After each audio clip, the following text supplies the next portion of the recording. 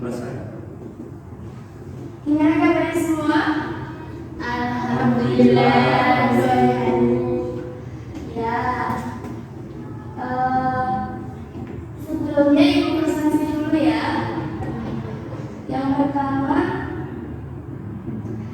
Clarissa Kusuma Astuti hadir Bu. Fiana Savitri hadir Bu. Kami Anur hadir Bu. Ahmad Farid Hadir Bu. masuk semua ya. Ya Bu. Baik.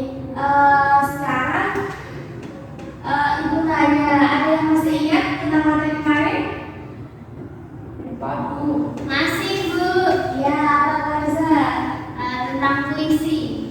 Ya, ada yang tahu? Ada yang masih ingat puisi itu apa? Sebuah irama atau Ya, ada yang lain? suatu karya sastra yang memiliki kata-kata indah. Ada yang lain? Baik, guys, ya. Ada yang sudah tahu materi ini tentang apa? Belum. Nah, materi hari ini terkait dengan apa itu diksi, rima, dan topografi. Tujuan kita mempelajari apa itu diksi, rima, dan topografi adalah untuk menganalisis dan memberi nilai terhadap efektivitas pemilihan kata atau diksi terhadap pengaturan rima dan tampilan topografi dalam mendukung makna dan amanat dalam puisi.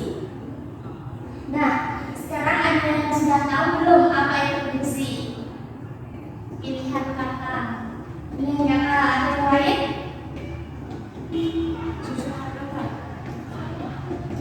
Ya, yang selanjutnya itu apa?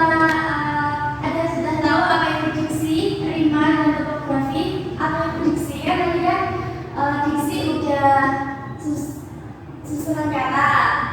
Yang selanjutnya ada rima. Rima itu ada yang tahu apa? Mungkin berkaitan dengan irama. Ya, berkaitan dengan irama.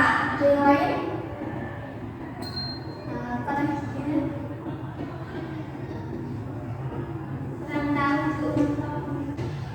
Oke, sekarang kita lanjut ke materi hari ini untuk membahas apa sih sebenarnya diksi, rima, dan topografi itu. Nah, sekarang Ibu akan menampilkan sebuah PPT yang akan menambah pemahaman kita untuk materi kita hari ini, yaitu ada diksi, rima, dan topografi dalam puisi. Bentar.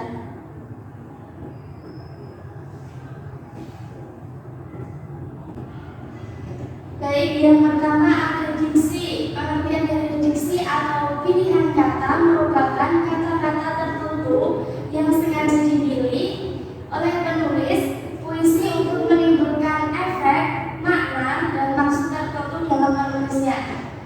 Tujuannya untuk memperhalus kata atau kalimat untuk memperoleh keindahan dan menambah daya tarik atau ekspresivitas. Terus yang selanjutnya ada jenis-jenis diksi dalam berdasarkan maknanya, yaitu yang pertama ada makna denotatif atau makna yang sebenarnya memiliki makna yang lugas, bersifat objektif, dan biasanya berasal dari indera manusia, indera pencapan, pendengaran, dan lain-lain. Contohnya, jerapah memiliki leher yang panjang, lebih panjang dari hewan lainnya. Yang kedua ada makna konotatif, yaitu makna yang bukan sebenarnya, memiliki makna kias yang berkaitan dengan rasa dan dipengaruhi oleh norma masyarakat. Contohnya, banyak pahlawan yang telah gugur dalam medan perang atau gugur dalam kalimat tersebut memiliki makna konotatif, yaitu meninggal dunia. Nah, berdasarkan tadi sudah berdasarkan makna, sekarang sudah berdasarkan leksikal, yaitu yang pertama ada sinonim, dua kata atau lebih yang memiliki persamaan kata atau makna. Yang kedua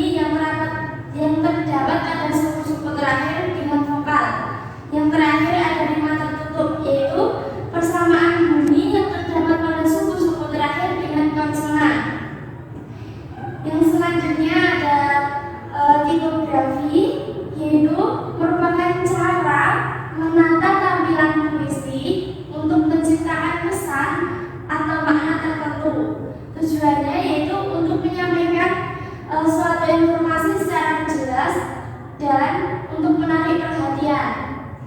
Adapun jenis-jenisnya yaitu ada topografi konvensional, yang kedua ada tipografi seperti prosa, yang ketiga ada tipografi zigzag. Nah, untuk lebih mendalami materi lagi, Ibu akan menampilkan salah satu puisi yang berjudul Tapi karya Sotarji Kalzum Bahari. Sebelum itu, Ibu akan membagi kalian menjadi dua kelompok yang terdiri dari dua anak. Nanti berkelompok Ibu minta untuk menganalisis diksi, rima, dan topografi dalam puisi Tapi tersebut dengan mengisi lembar kerja yang akan Ibu bagikan. Langsung saja Ibu akan membagi kelompok untuk kalian, yaitu kelompok pertama untuk Clarissa dan Ahmad Khalid, yang kelompok kedua yaitu Pani sama Via. Mohon untuk ketua kelas maju ke depan untuk mengambil lembar kerja dan membagikannya kepada teman-temannya.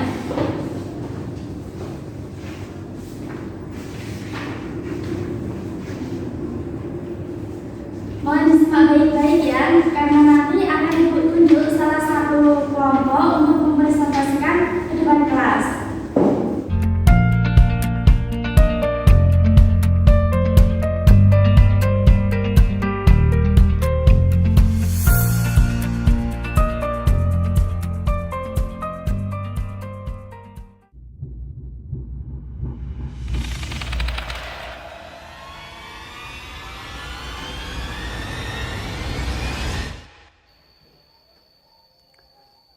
Tapi karya Sotarji Kalzum Bahari.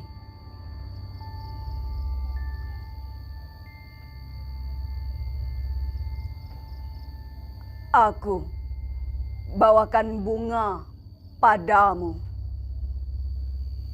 tapi kau bilang masih. Aku bawakan resahku padamu, tapi kau bilang hanya.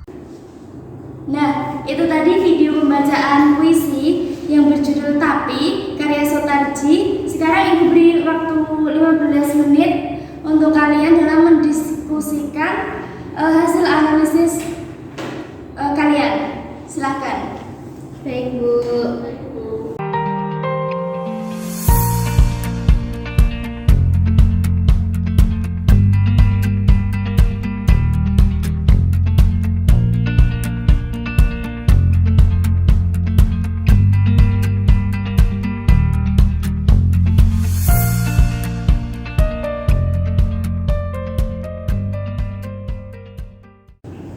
Oke, baik. Waktu kalian sudah habis. Di sini Ibu akan menunjuk salah satu kelompok dari kalian untuk mempresentasikan analisis kalian, yaitu Ibu akan menunjuk untuk kelompok 1.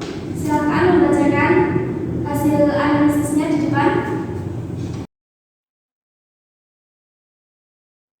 Baik, sebelumnya Assalamualaikum warahmatullahi wabarakatuh. Waalaikumsalam warahmatullahi wabarakatuh.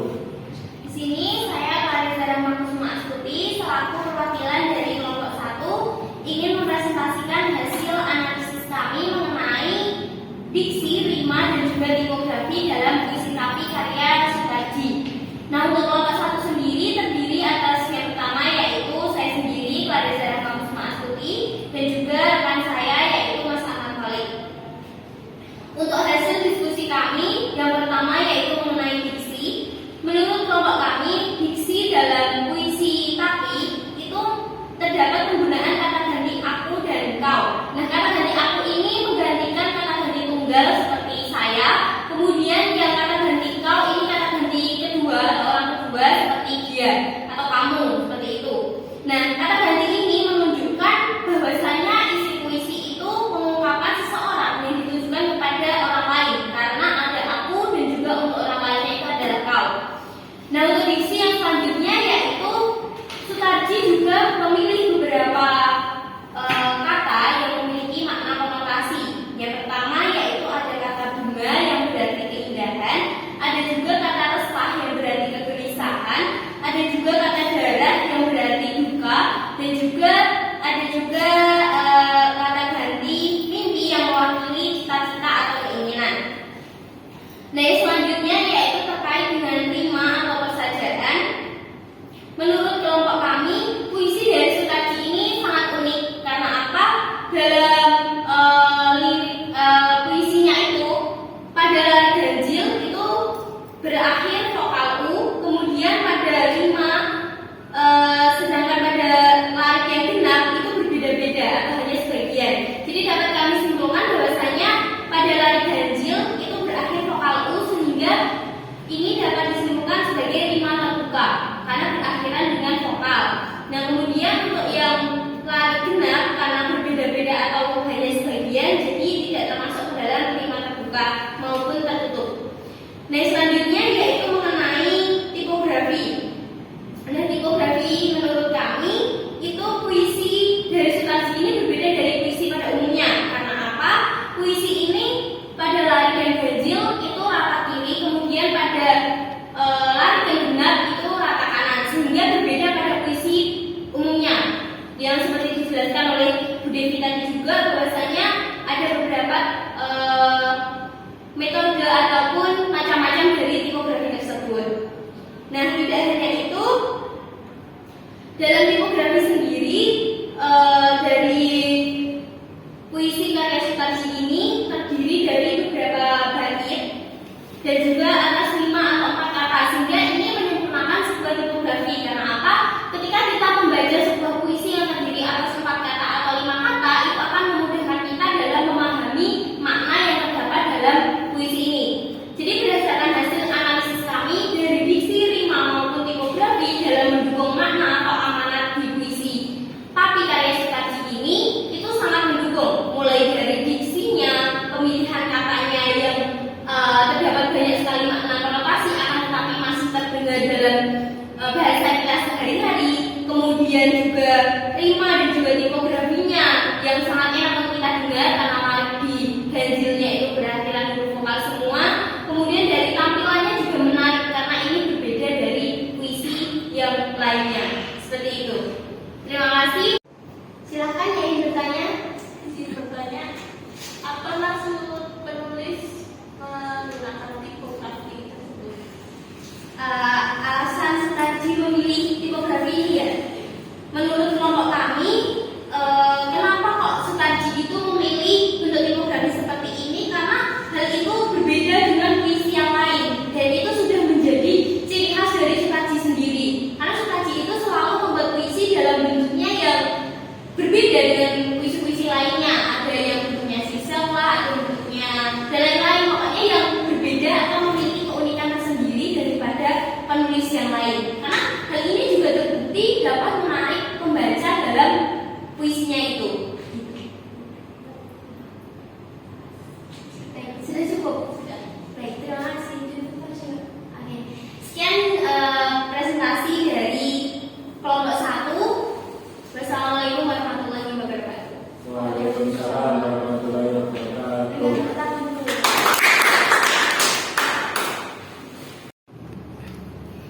Baik, jelas ya presentasi dari Mbak Clarissa tadi. Bagus. Selanjutnya Ibu akan sedikit menambahi tentang pertanyaan dari Mbak Pia tadi. Kenapa kok tipografinya Sutarji kayak gitu? Baris bait ke bait kiri lurus, bait kanan lebih ke bait kedua lebih ke kiri, lebih ke kanan gitu kan? Nah, setiap penulis itu kan mempunyai hak sendiri. Maksudnya kayak ciri khas sendiri, gimana cara nulisnya, gimana tata kebahasaannya, kayak gitu. Jadi itu hak penulis. Jadi nggak apa-apa kalau nggak sama penulis yang lainnya, karena setiap penulis itu mempunyai ciri khas masing-masing. Nah, bahkan Sutarji juga membuat tipografi itu yang macamnya seperti zigzag. Nah, nanti kalian lebih jelasnya kalian searching ke Google aja. Itu karya-karya Sutarji banyak sekali di situ. Nah, baik, untuk tugas hari ini Ibu akan kirimkan satu puisi dan kalian Ibu minta untuk menganalisis seperti tadi. Tapi ini berbeda.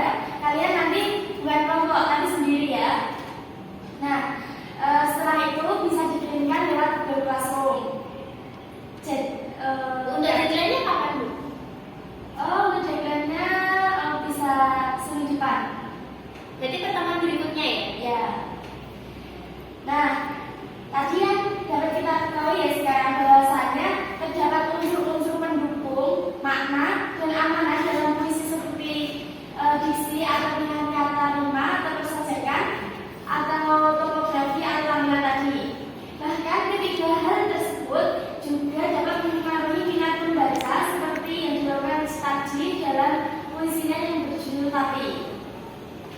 Baik, cukup sekian untuk pertemuan kita hari ini. Semoga kalian selalu dalam lindungan Allah, diberikan kesehatan. Dan sebelum kita tutup, untuk pertama silakan memimpin berdoa. Silakan. Untuk mengakhiri pembelajaran ini berdoa mulai.